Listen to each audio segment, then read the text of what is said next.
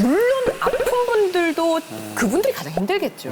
근데 옆에 있는 가족도 사실 티도 못 내고 힘들다고 아픈 사람한테 뭐라 할 수도 없는 이야기잖아요. 더 병이 나요. 그러니까요. 그 이야기를 오늘 이제 동침이 처음 찾아주신 우리 네. 최선자 마담님의 이야기를 듣겠습니다. 저 눈빛, 저 눈빛. 산소호흡기로 삶을 연명하던 남편보다 내 삶이 더 피폐했다. 제 남편이 구석봉이라는 아주 잘난 남자였었어요. 둘째가 라면 서러워했고 뭐든지 1등 해야 직성 풀리는 사람이었었어요. 그래서 시도 쓰고 소설, 또 라디오 드라마, 또 텔레비전 드라마도 썼고 했던 작가였는데 너무 욕심이 많으니까 당선작을 내고야 마는 사람이었었어요. 그렇게 욕심꾸러기 일을 하던 사람이 어느 날 너무 일을 열심히 해서 이렇게 감기 몸살 같이 아픈 열이 막 끓는 거예요.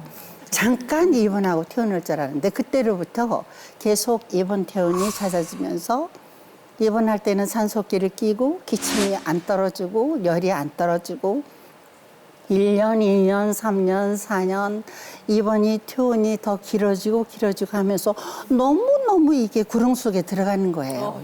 무슨 병인지는 안 나오고. 정말 알 수도 없이 병원에서도 왜 열이 나는지 왜 기침이 나는지를 못 찾아내요. 그렇게 좋은 병원에서도.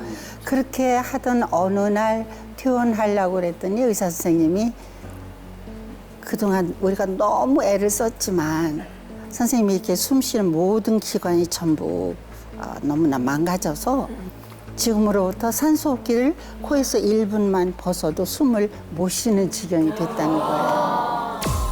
그럼 어떻게 하는가 그랬더니 산소호흡기를 아예 끼고 지금부터 생활을 해서 집으로 퇴원을 하라고 그래요. 근데 그게 지금 32년, 한 5, 6년 전 얘기인데 그때는 가끔 가다가 전기가 끊길 때도 있었어요. 여러분 기억 참 이상하죠? 여기 어르신들 다 아시죠? 3, 40년 전에 우리 대한민국은 그랬었어요. 근데 그 전기가 끊어지면 이 산소호흡기가 끊기니까. 그래서 저는 산소통이라는 거 여러분 아시죠? 지금 그걸 방에다가 이렇게 사서 이렇게 비치를 해놓고 전기가 꺼지면 빨리 이거를 산소통에 이렇게 해서 이렇게 숨을 쉬게 하고 이렇게 해서 이렇게 겪어나갔는데 그렇게 믿고 건강하고 잘나고 내가 1등 간다고 생각했던 사람이 그렇게 아프고 1년, 2년, 3년, 4년 되니까 여러분 병원에 입원해도 친형제들도 별로 돌아다보지 않고요. 그래. 그 친구들 때로 뭉쳐자면서 술 마시자, 글 쓰셔야지 왜 병원에서 처음에 했던 그분들도 전부 발길들을 끊으시는 걸 우리가 겪게 될 때는 저는 정말 원망스러웠어요. 제가 이제 딸만 둘이었어요. 내가 밖에 나가서 이렇게 일을 하고 그러니까 아빠한테 막 효도를 하기 시작하는데 어느 날 겨울방학이 끝난 다음에 제가 방송국 갔다 왔더니 아이들 둘이 아빠 방에서 날 불러요. 들어가 봤더니 두 딸들이 양쪽에서 주사기를 하나씩 들더니 산소호흡기 끼고 있는 아빠한테 주사를 놓기 시작하는 거예요. 제가 지금도 똑똑히 기억해요.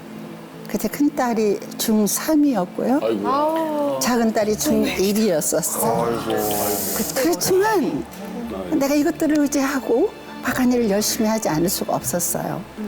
제가 이제 방송을 하니까 대사를 외워야 되잖아요. 근데 병원에 입원하면 그 아픈 사람 앞에서 대사 외울 수가 없으니까 밤에 복도 저쪽 바깥에 간호원들도 안 보이는 곳에 어두운 그 복도에 앉아서 죽으라고 대사를 외는 거예요.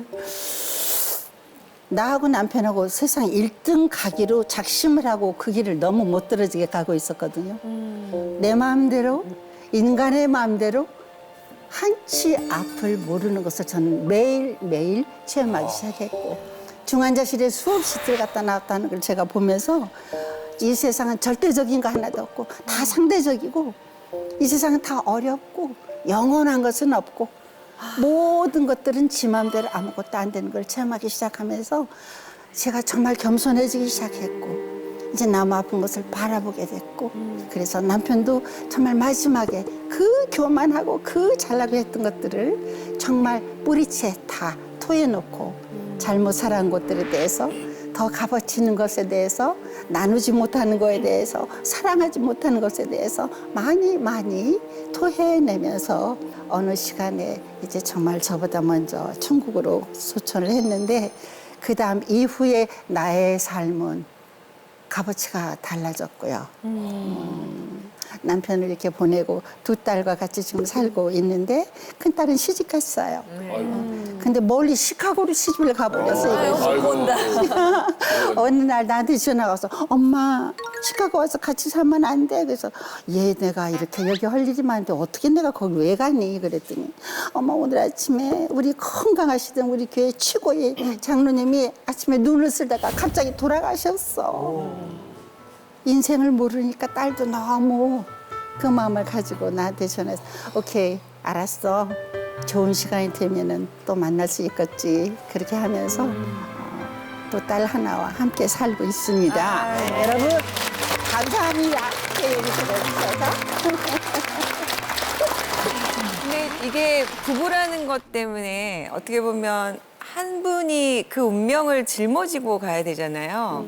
그러니까 이게 굉장히 참 어려운 것 같아요. 저는 되게 가슴 아팠던 소송 중에 하나가 이제 젊은 부부였어요. 결혼하자마자 사고가 났는데 이제 그 아내는 이제 내사 상태가 된 거예요. 아이고야.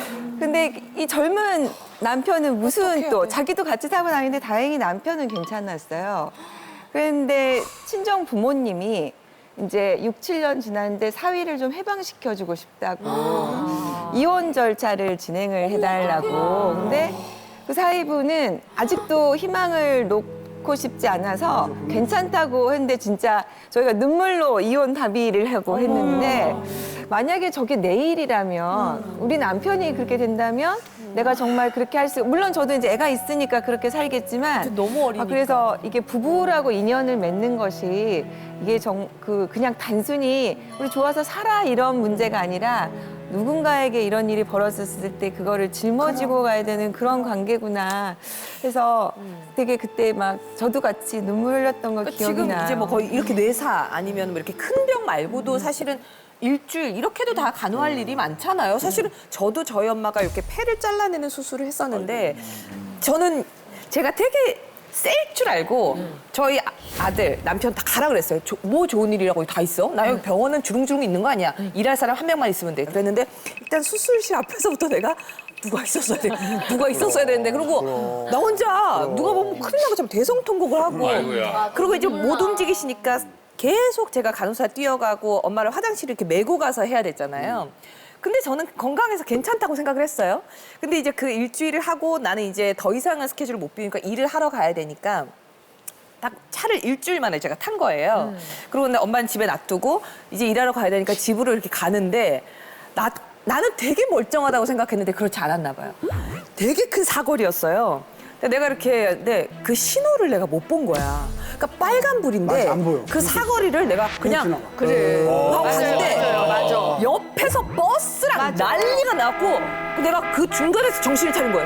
그랬더니 옆에서 다 버스가 와고 빵빵하고 난리가 났어. 내가 여기 왜 있지? 그래서 내가 처음 그런 걸 겪은 거예요. 그래서 나도 되게 나는 건강하고 그런 거 멘탈이 흔들리지 않을 거라고 생각을 했는데 그 일주일이 나를 그 순간 그 바보로 만드는 게 일주일 동안 있더라고요. 힘들었던 그런 게 모든 게 이제 굉장히 몰랐나 풀리면서. 봐요. 그러니까 그 병원에서 벗어나면서부터 이게 이제 다 놨나 봐요. 내가 그러면서 많이 그 일을 부시잖아요. 하더라고요. 저는 엄마가 위암 수술을 하시고 투병 중일 때 제가 이제 별거 생활을 하게 됐잖아요. 그래가지고 제가 이제 엄마 집으로 들어갔는데 막상 엄마 집에 들어가서 같이 살면서 보니까 그 예뻤던 모습보다는 수술을 했는데 저희 엄마는 그 수술이 좀 이렇게 전이가 됐어요. 그래가지고 언니랑 저랑 엄마를 간호를 하는데 저는 또 그래도 조금 능력이 좋으니까 물질적인 걸 제가 대고 언니는 자기가 엄마한테 할 수 있는 건 몸으로 헌신하는 것밖에 없으니까 엄마를 전적으로 언니가 간호를 하는데 엄마가 안 그러셨는데 몸이 아프시니까 아기가 되시더라고요. 그래가지고 아무것도 아닌 일인데 그 고생하는 언니한테 너무 잔소리를 많이 하시고 막 짜증내고 제가 볼 때는 언니한테 내가 너무 미안한 거야. 내가 못하는 거를 언니가 하는데 엄마는 그냥 작은 것도 막 섭섭해하시고 투정하시고 막 애기가 돼가지고 막 그러니까 야 진짜 우리 언니가 너무 안 됐더라고요. 엄마도 안 됐지만 그래서 내가 야 진짜 김병에 효자 없다고 엄마 저렇게 계속 저러면 언니 저거 못 살겠다. 언니도 죽겠다. 이럴 정도로 막 너무 예민해지셨거든요. 근데 저희 엄마는 다행히도 오래 아프시지는 않고 돌아가셨는데 만약에 정말 이렇게 구 선생님처럼 7년, 8년 아프고 계시면 아 이거 정말 힘들겠구나. 돈도 돈이죠. 사실은 그럼요. 그렇게 있으면 무한히 도둑이라는 진짜 말이. 뭐 네. 다 있는 거 다 뭐 하나씩 하나씩 벌어도 거기다 다 들어가니까. 맞아요. 전 원래 좀 가벼운 얘기를 하려고 했는데. 아 가벼운 얘기 하세요. 가벼운 얘기 아니, 하셔야 돼요. 요 얘기는 좀 해야 될 것 같아요. 가벼운 얘기 하세요. 제가 원래 예, 예. 동치미에 처음 나온 게 2017년이거든요. 3년 됐어요. 근데 아버지. 그때 사실은 어머니가 돌아가시는 상 중에 장례식장에서 맞아, 사실은 맞아. 웃었잖아. 섭외를 받았었거든요. 그래서 저 초등학교 5학년 때 이제 유방암 수술을 하셨는데 그때는 잘 몰랐죠. 몰랐는데 그 이후로 전신 마취를 11번 하셨어요. 아 그렇게 할 수 있어요? 아버지가 저를 부르셔서 이제는 네가 어머니를 돌봐야 된다는 얘기를 하셨어요. 그 다음부터는 그러니까 어머니가 제 보호자가 아니었어요. 근데 저 외아들인데 형제라도 있으면 좀 같이 뭐 할 것도 없고. 맞아. 그래서 어머니가 입원하시고 뭐 항암하시는 동안에 도시락을 아버지가 싸주셨거든요. 먹을 수가 없는 거예요. 맛이 없어. 그 왜 소세지라는 거 있잖아요. 그 어머니가 해주시면 이제 칼집을 내고 벌어져서 프라이팬을 하는데 그냥 생으로 넣어주신 거예요.